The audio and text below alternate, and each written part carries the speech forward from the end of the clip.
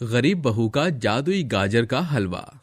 आइए आइए सभी गर्मा गर्म गाजर का हलवा खाइए। बना है शुद्ध देसी घी, मेवों और खोए से। सिर्फ 20 रुपए का 100 ग्राम में लुत्फ उठाएं। लाओ हलवा देना जरा, बस 10 रुपए का। 10 रुपए में तो आपको कुछ भी नहीं मिलेगा, थोड़ा 20 रुपए का ले लीजिए। आपको भी खाने में अजीब लगेगा, मुझे देने में शर्म आएगी। ऐसा करो, रहने दो। नहीं नहीं, आप ऐसा मत कीजिए, मैं आपको दे रही हूँ, 10 रुपए में ये लीजिए। जैसे ही वो औरत उसका बनाया हुआ गाजर का हलवा खाती है तो उगलते हुए कहती है, अच्छी, तुम्हारे हाथ का बना गाजर का हलवा खाने लायक बिल्कुल भी नहीं है। आप सब इस गाजर के हलवे के लालच में मत आइए, बिल्कुल बकवास है ये हलवा। क्या सच में? ठीक है, अरे चलो रे, किसी को इसका गाजर का हलवा खाने की बिल्कुल जरूरत नहीं है। अरे बहन जी, आप ये क्या कर रही हैं? मैंने इतना बेकार भी नहीं बनाया जो आप सबको ऐसे बता रही हैं और दूसरों को भी भड़का रही हैं। ऐसा मत कीजिए।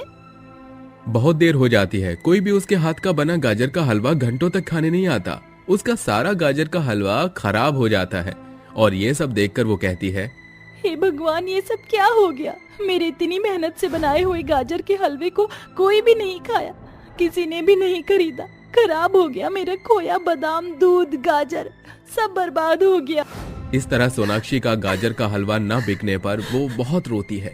उसे कुछ समझ नहीं आता, पर अचानक ही अगले दिन से वो बेहद खुशी से गाजर का हलवा बेचती है और इस बार उसके गाजर के हलवे के लिए लाइन लगी थी।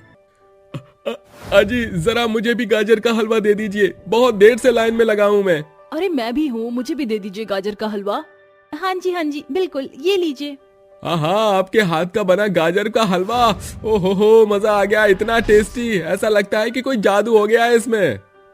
आखिर सोनाक्षी के साथ ऐसा क्या हुआ था कि अब लोग उसके गाजर के हलवे के लिए पागल हो गए थे और बार बार मांग कर खाते थे।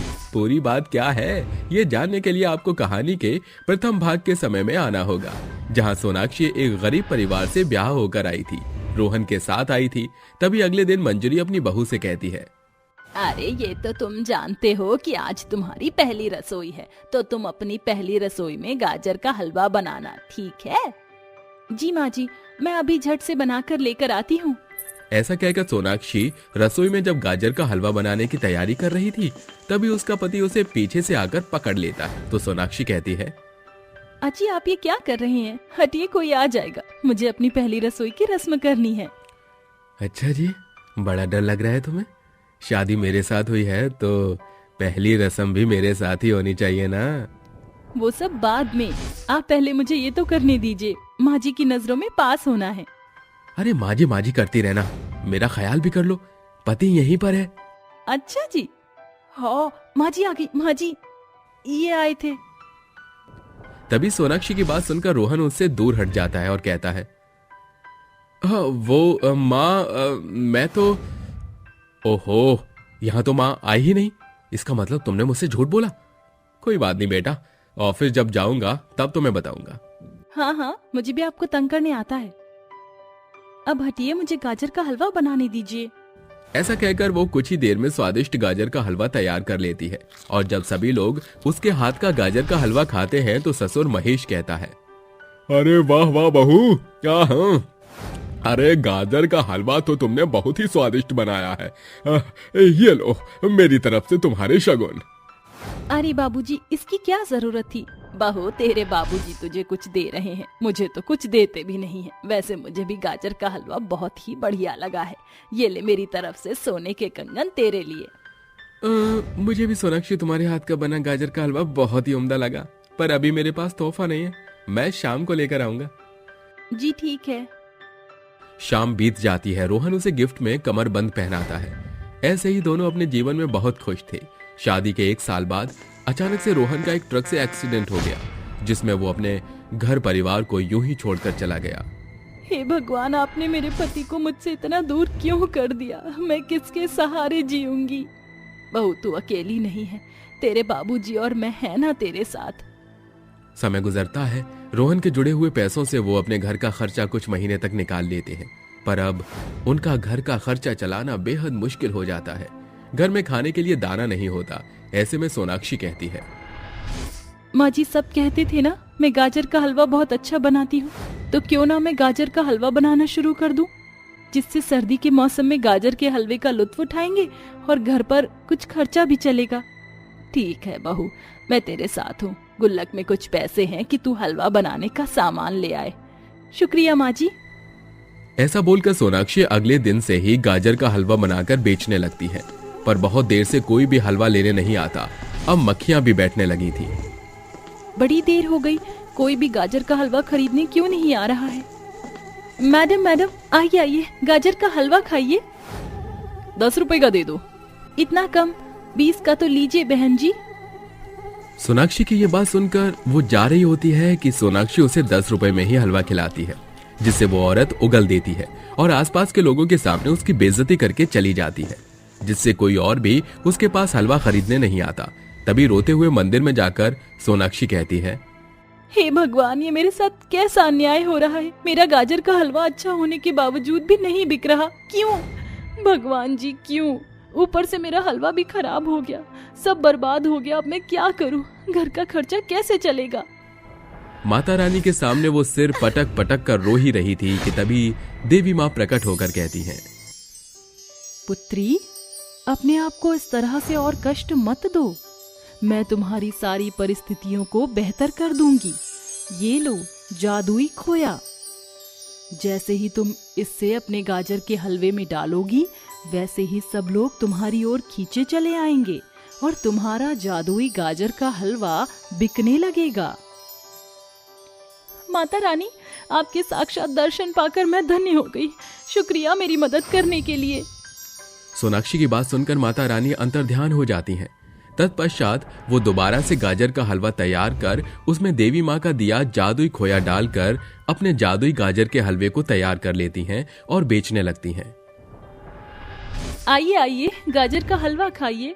देसी घी शुद्ध खोए से तैयार ठंडी में गाजर के हलवे का लुत्फ उठाएं।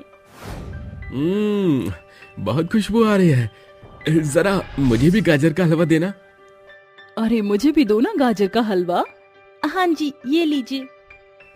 हाँ, आपका गाजर का हलवा तो बेस्ट है, बहुत टेस्टी है।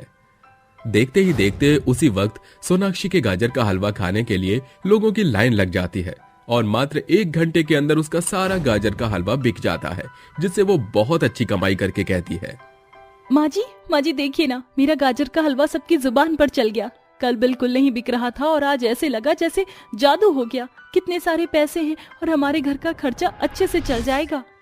बहू, अब तूने इतनी मेहनत की थी तो उसका फल मिलना तो जरूरी था। माँ जी, आप ये पैसे लीजिए और राशन ले आइए। मैं और गाजर का हलवा बना लेती हूँ। सब बाहर इंतजार कर रही हैं लाइन लगाकर। ठीक है बहू। ऐसा कहकर मंजरी राशन ले आती है और सोनाक्षी फिर से ढेर सारा गाजर का हलवा तैयार कर माता रानी का दिया हुआ जादुई खोया अपने गाजर के हलवे में डालकर कहती है, अब मेरा जादुई गाजर का हलवा तैयार है, जो सबकी जुबान पर फिर से चढ़ जाएगा। ऐसा कहकर सोनाक्षी बाहर जाकर अपना गाजर का हलवा सबको देती है। देखते ही देखते उसके गाजर का हलवा सभी खाने लगते हैं। कुछ ही महीनों में वो बहुत मशहूर हो जाती है और एक बड़ी दुकान खोलकर गाजर का हलवा बेचती है और रविवार के दिन वो गरीब लोगों को जाकर गाजर का हलवा खिलाती है। अम्मा, ये लीजिए, आप गाजर का हलवा खा लीजिए। सच में बेटा, ये गाजर का हलवा है। कितने बरस हो गए इसे देखे हुए। अरे अम्मा जी, आप रोने क्यों लग गई? वो बेटा, इतने बरस बाद गाजर का हलवा देखा है इसलिए। कोई बात नहीं, आप खा लीजिए, और भी है मेरे पास। तभी सोनाक्षी बच्चों को भी गाजर का हलवा बांटती है। इस तरह से उसका जादुई गाजर का हलवा मशहूर हो जाता है। इससे उसके घर की आर्थिक स्थिति भी अच्छी हो जाती है और गरीब लोगों की मदद भी करती है। ओहो, कितनी सर्दी हो रही है। अरे मनीषा, जल्दी से जाकर गर्मा गर्म चाय बना ले। अगर तू चाय नहीं बनाएगी तो मैं तो सर्दी के मारे ठिठुर जाऊंगी। मनीषा चाय बनाकर ले आती है और अपनी सास को चाय देते हुए कहती है, अरे माँ जी, सुबह से ही आपका 5वां कप है। इतनी चाय पियोगी तो कैसे चलेगा? अरे बहू, कमाल करती है। अब ये चाय का ही तो सहारा है। अगर चाय भी नहीं मिलेगी तो सर्दी में मैं तो पागल हो जाऊंगी, पागल। आधी सर्दी तो मेरी चाय से ही गुजरती है। जब से सर्दियां शुरू होती है तब से माधुरी मनीषा का चाय बनवा बनवा कर बुरा हाल कर देती है। हर थोड़ी देर बाद माधुरी मनीषा से चाय बनवाने लगती है। अब तो माधुरी का बेटा और उसका पति उससे कहने लगते हैं, अरे भाग्यवान, कमाल करती हो तुम तो। सुबह से तुमने कितने कप चाय पी लिए हैं? इतनी चाय पीना सेहत के लिए ठीक नहीं है। अरे माँ, आप तो चाय पीते ही हो। अब आपने मनीषा को भी चाय पीना सिखा दिया है। जितनी बार आप चाय पीती हो उतनी ही बार मनीषा भी चाय पीती है। अरे चाय तो ठीक है, लेकिन आजकल तो मुझे चाय में भी स्वाद नहीं आ रहा है। क्यों ना हम अपने सर्दी के लिए अलग स्पेशल चाय बनाना शुरू करें। लेकिन ये अलग स्पेशल चाय कैसे होगी? तूने कभी पहले अलग स्पेशल वाली चाय बनाई है क्या? अरे माँ जी, मैंने अलग स्पेशल चाय कभी बनाई नहीं है, लेकिन मैं बना सकती हूँ। आखिरकार YouTube जिंदाबाद। अब मैं YouTube से देखकर आपको एक नंबर की जायकेदार चाय बनाकर पिलाऊंगी। मनीषा YouTube ओपन करती है और उसमें से चाय बनाना सीखती है, जिसके बाद वो चाय का पतीला उठाती है और गैस पर रखती है। हाय हाय हाय, कितनी ठंड हो रही है। जल्दी से चाय बना लेती हूँ। जब तक गर्मा गर्म चाय अंदर नहीं जाएगी तब तक ठंड बाहर नहीं निकलेगी। ऐसा कहकर मनीषा पतीले में पानी और दूध डालती है, जिसके बाद चीनी और चाय पत्ती डालती है। जब वो उबलने लगता है तो मनीषा उसके अंदर लौंग, इलायची, सौंठ, अजवाइन और अदरक भी डाल देती है। हाँ हाँ, क्या बात है, क्या खुशबू आ रही है चाय की। एकदम जायकेदार चाय। मनीषा रसोई में खड़े खड़े चाय की खुशबू लेने लगती है, जिसके बाद वो चाय कप में डालती है और अपनी सास को देने के लिए जाती है। अरे माँ जी, आपने चाय तो बहुत सारी पी होगी, लेकिन ऐसी चाय आपने कभी जिंदगी में नहीं पी होगी। ये लो चाय पीकर बताओ, कैसी बनी है मेरी चाय? जैसे ही माधुरी चाय पीती है, वो चाय पीते हुए मनीषा को देखने लगती है। जिस तरह से वो मनीषा को देखती है, मनीषा अपने मन ही मन में सोचती है, अरे मुझे तो लगता है कि माँ जी को चाय बिल्कुल भी पसंद नहीं आई है। अब मैं क्या करूं? लगता है बहुत ज्यादा डांट सुनने वाली हूँ मैं। तभी माधुरी मनीषा से कहती है, ओहो हो बहू, मजा आ गया। इतनी मस्त चाय बनाई है तूने कि मन कर रहा है मैं तेरे हाथों को चूम लूं। अरे इतनी लाजवाब चाय बनाना तूने कहाँ से सीखा? अरे माँ जी, YouTube जिंदाबाद। मैंने इतनी अच्छी चाय बनाना YouTube से सीखा है। वैसे मैं आपको इससे भी और अच्छी स्वादिष्ट चाय बनाकर पिला सकती हूँ। अरे हाँ हाँ, क्यों नहीं। पहले मुझे इस कप के बाद एक और कप यही वाली चाय दोबारा दे देना। माधुरी को जायकेदार चाय पीकर बहुत स्वाद आता है। वो स्वाद से चाय पीती है, जिसके बाद वो उसी चाय का एक कप और पीती है। ऐसे ही सुबह से शाम तक दोनों सास बहू अलग अलग प्रकार की चाय बनाने लगती हैं। अब मनीषा के मन में एक और विचार आता है। हाँ जी, हमने हर तरीके की चाय पीकर देख ली, लेकिन अभी तक हमने कुल्हड़ वाली चाय नहीं पी है। क्यों ना आज मैं कुल्हड़ वाली चाय बनाऊं? अरे हाँ हाँ बहू, क्यों नहीं। जो तेरा दिल करे तो वो बना ले, लेकिन अगर चाय बना रही है तो थोड़ी ज्यादा बनाना। तभी वहाँ पर उमेश और राजीव भी आ जाते हैं, जिसके बाद वो दोनों मनीषा से कहते हैं, अरे वाह बहू, अगर तुम चाय बना रही हो तो एक काम करो, अरे मेरे लिए भी बना लेना, ठीक है? और मेरे लिए भी बना लेना, मेरा भी आज चाय पीने का थोड़ा मन कर रहा है। हाँ हाँ, क्यों नहीं। आज मैं सबके लिए कुल्हड़ वाली चाय बनाऊंगी।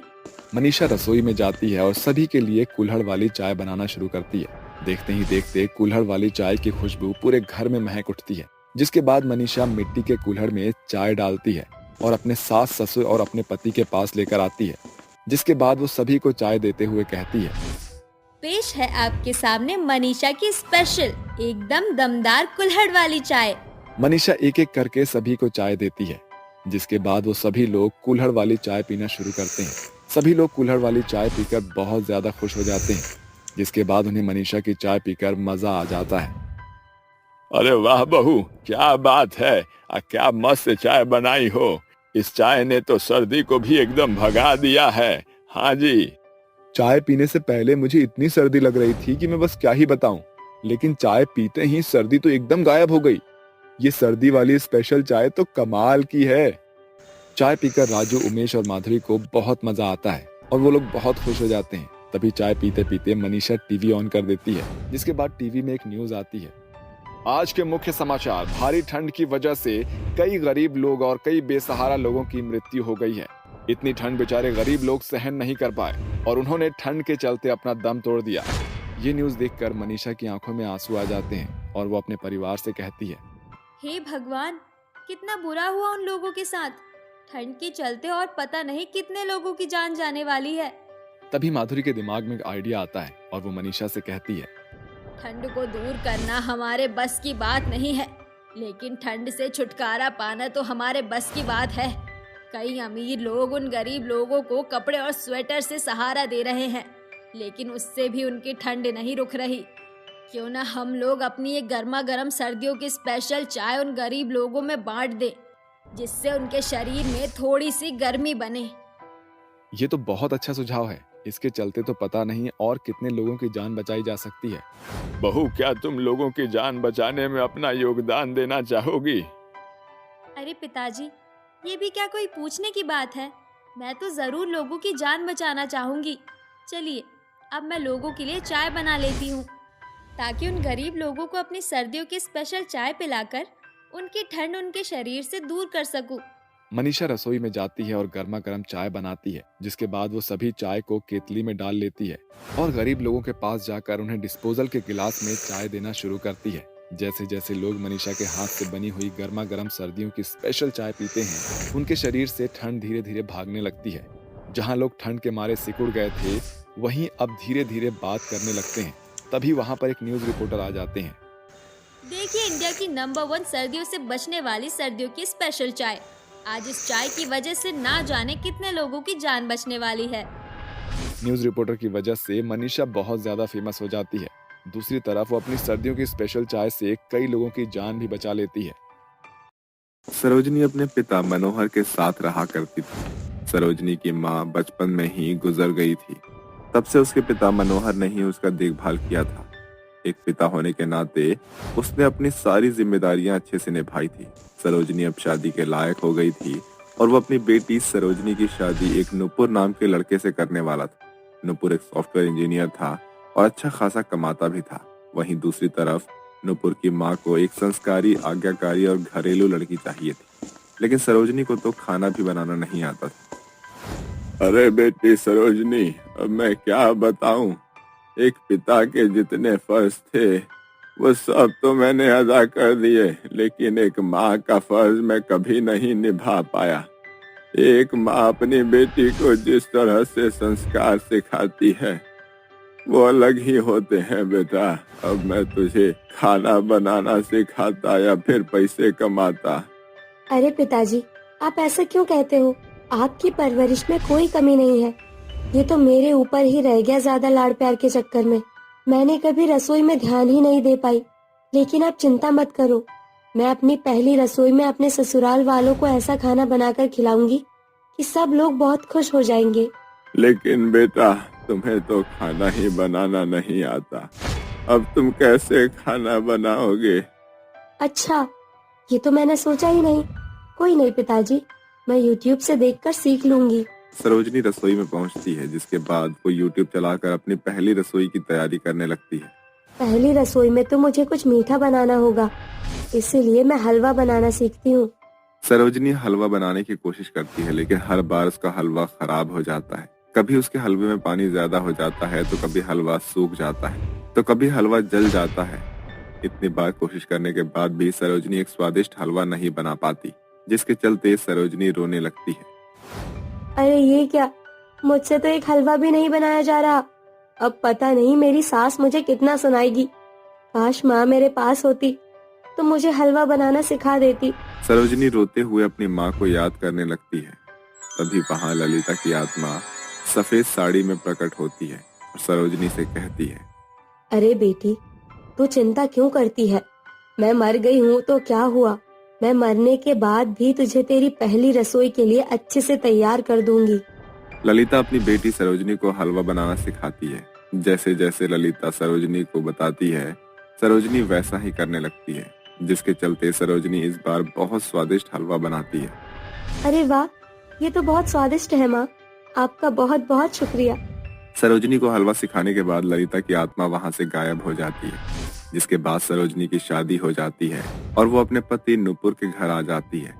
तभी उसकी सास अनुराधा उसके पास आकर उससे कहती है, अरे बहू, आज तेरी पहली रसोई है, देख हमारे घर की बहू पहली रसोई में मीठे में जलेबियां बनाती है। आज तुझे जलेबियां बनानी है। जलेबियों का नाम सुनते ही सरोजनी की आंखें फटी की फटी रह जाती है और वो एकदम से कहती है, क्या कहा? जलेबी? अरे बहू, क्या हुआ?